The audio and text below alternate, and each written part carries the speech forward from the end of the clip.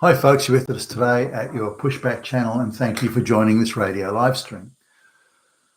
In this essay, I'd like to talk about a lot of propaganda that's been doing the rounds over the last few weeks, where these studies allege there's a huge problem with STEM employment, where there's still more men working in STEM than there are women. Now, this is asserted as being a terrible situation, and proof of the patriarchy, proof of fascism, proof of Nazis everywhere, proof that Hitler is running everything. It's proof of that. What else would it be? What else would it be? I ask you.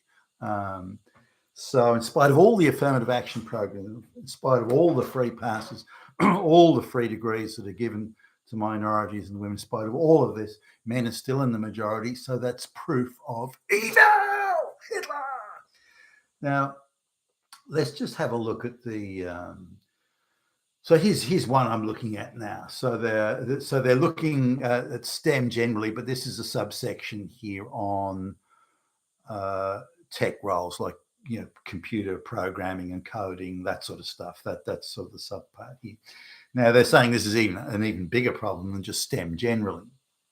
So now there's a problem with coding and with the tech sort of scene. Let's suppose you've got for example, a research laboratory in, I don't know, medical research, and you've got a lot of huge profits and that sort of thing. So you've got a lot of researchers there, a lot of people in lab coats looking very important, and you can afford to do affirmative action there. You can afford to hire a lot of black lesbians to sit there and look important and look all sort of studious and so on, and they may not do anything. They go to the meetings and all that sort of stuff, and again there's a lot of posturing about equity issues and the like, but there may only be a small handful of people who actually do the work. So, and that may not be obvious. Now, I've gone into, this has been a scientific side. I've gone into a scientific laboratory type areas where women are in the majority, and brown and black women are in the majority of those women. And so I've very gently and very diplomatically, by the way, I don't want to give the game away, I might say that, does the company have an equity program? Oh, yes, equity, inclusion, equity. And, well, I've noticed that nearly all your research people are women. Doesn't that go against your policy? Oh, no. It would go against the policy if the majority were men. But if the majority are women, it does not go against the policy. Our policy is to ensure inclusion, to make sure men are not in the majority. Oh, okay, I get it. Okay, and that's equity, is it? That's equality and equity, is it? That men, to just ensure that men, particularly white men, are not in the majority. Yes, you got it, buddy. So it just goes to show how fucking absurd this so-called equity and equality is. But here's this subsection where, and again, this is a reference to computer coding here. Now, there's substantially more men, particularly in the better paid coding jobs, than there are women. Now, I'm hardly surprised by that. I used to run coding teams a while ago, and not many people actually make the top, be it men or women. Not many people make the top grade. Every top grade programmer, coder that we had and that I hired and kept, and they were all straight white males. Now, some of them had what you would call Asperger's, and they were often the more brilliant programmers actually, but nonetheless, it was all straight white males. Now, I wasn't able over the years to hire not one female, not one woman to success. It gave a chance to some, but they just couldn't do it. And again, we'd try and sort of maneuver the situation into. I remember one. She was she was probably a low-level coder, but she didn't really want to do it. Or you could tell that it was sort of boring to her as she perceived it, and she wanted a more sort of lively type work situation. But she would constantly come and say, "Well, I'm a people person. I'm a people person. I want to go to the meeting." And really, all she wanted to do all day was go to the meetings and pretend that she was doing work, and would sort of, have try and pretend she was project managing the coding project, and when in reality she was doing absolutely nothing, just sitting at these meetings, wasting her time posturing. But she liked that. She was unaccountable. There was no one judging her. There was no strictly pass or fail criteria. So she liked that, and that suited her outlook, and the other women as well. But your job's coding, so you get down to the sort of the pointy end of it and say, all right, then I'm sitting down for you now. I want you to cut a line of code right now while I'm watching. Um, and they couldn't. And they'd try all sorts of things, the bluster, they'd cry and accuse the patriarchy or something like that. But the bottom line is you can't do any coding.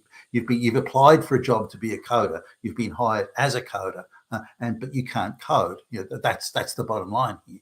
Now, either you learn, you've had months here, you could have taught yourself to code, you had people who could have shown you, you've made no effort to learn. Instead, you put all your energy into ducking, bobbing, and weaving and diving under the desk and avoiding the accountability that inevitably was going to come. And they had some weird notion in their head that if they sort of flitted around and or had a terrible migraine when you tried to say, okay, what code have you cut today? Oh, I've got a terrible migraine. Oh, I have to go home. They try on all that sort of stuff, but sooner or later it was going to be, we're going to get put on the spot and told to do it. So I wasn't able to get one female coder. Now, also, as soon as you go outside of straight white males or white males, there were a couple of gay guys, weren't too bad. As soon as you go out of white males, then because so few non-white males are held to any system of merit or accountability in their own countries and their own societies, they don't really understand it when they come to the West. They just think all this wealth appeared by magic, and they just want to have a piece of it. And they've been told by activists that the reason the white guys have got it is because they stole it from you, those damn fascist Nazis. And it's got very little to do with that at all. It's because of merit that white people are wealthy and the other societies are not.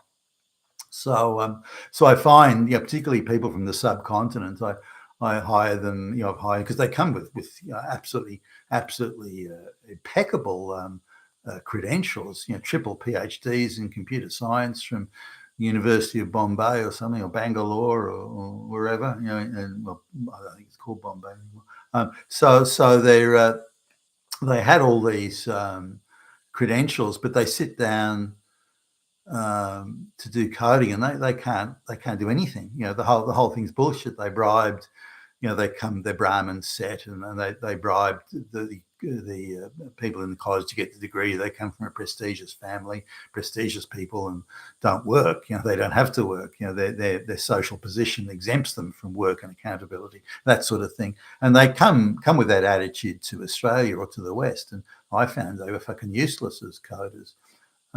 Similarly, years later, using Indian software coding companies, I was forced to do it by the company. They said, look, you got to do this. Outsourcing is all the rage, and send it off to India. All the money will save. By the time they take many times longer to do the work. The work is of much lower quality, which means they got to do it, redo it again. So by the time you get a usable finished product, the to and fro and the back and forth has taken almost as much money, but many times longer. It's a much easier gig in the end to use the straight white boys in the West and get them to do it. And at least they're prepared to take responsibility for cutting the code, unlike the others that aren't. So that's the reason why there aren't more women in. And I was under quite a bit of pressure to put women in. So I was hiring women who I thought it was unlikely they'd make the grade, but because I was under pressure to hire women, I was doing it just to get the board of directors off my back. But anyway, coming back to this article here, so the fact that there are more men in computer coding roles than women, it's a huge problem. I mean, this is the wording. It is a huge problem. It is a fucking huge problem inflicted on us by fucking Nazis. Nazis did it. So, well, clearly, so this article reads clearly that's a case of misogyny, patriarchy and misogyny. Clearly it's a case. Well, what else could it be? What else could it be? Because if it wasn't for patriarchy and misogyny, there would be exactly equal numbers of the genders in this job, exactly equal. So the only answer, the only reason for it is patriarchy and misogyny. There's no other reason. No other reason. And if you want to go beyond patriarchy and misogyny, if you want to go beyond that, let's cut to the meat of it. They're all these straight white males in there. They're all fucking Nazis. They're fascists and they're Hitler. So the article then goes on. Again, this is all assertion. I mean, it's not a whit of proof, evidence, or anything to support this, but that shows that women are an oppressed class, and this is described. This is the difference between men and women here is described as a dangerous disparity, not a disparity, but a dangerous disparity. And it's obviously action is not being taken. So that's proof that the Nazis are in charge. Otherwise, action would have been taken to correct this evilness, this fascist Nazi evilness. Now it's critical, says this, critical that we must uplift diversity. There's not enough diversity. We must force it. We must legislate. And if those straight white males want to talk about merit and quality of code written, then that's proof that they're fucking Nazis. And it proves too, and this is again the article asserts here, it conclusively proves runaway bias against women, the oppression of women, bias against women, misogyny, patriarchy. Then it goes on. Men dominate. Men are dominating patriarchy, dominating men. Hitler. And so we must not let's talk about it. Let's look at the merits of it. We must increase female representation in coding, but particularly non-white females. So we're looking at diversity here. We must have more black lesbians in programming and coding. And if we don't, it's proof of the fascist, Nazi, misogynist, patriarchy, oppression, and the dangerous disparity, a lack of uplifting of diversity, bias against women, and the evilness of it all. So now there are a number of these articles doing the rounds, and you say, well, this is insane. This is absolutely ridiculous. There's no patriarchy or oppression here. And I speak from personal experience firsthand. It is very difficult to hire or to find women who can do the work. Plenty who want to get into it, plenty who want the prestige, plenty who want to scream patriarchy. But when you say, okay, sit down now and cut a line of code, just one line of code, and they can't. They're living in this fantasy world that they're entitled to be there without needing, in their view, to do a skerrick of the work. So if there is any insanity, it's the feminist activists and the globalists and so on. They're pushing this. Now, this is not just feminist activists. I'm sure they're on the bandwagon here, but we've got to call it for what it is. This is another globalist attempt to destabilize Western society. You've been with Tacitus today at your Pushback channel, and thank you for listening.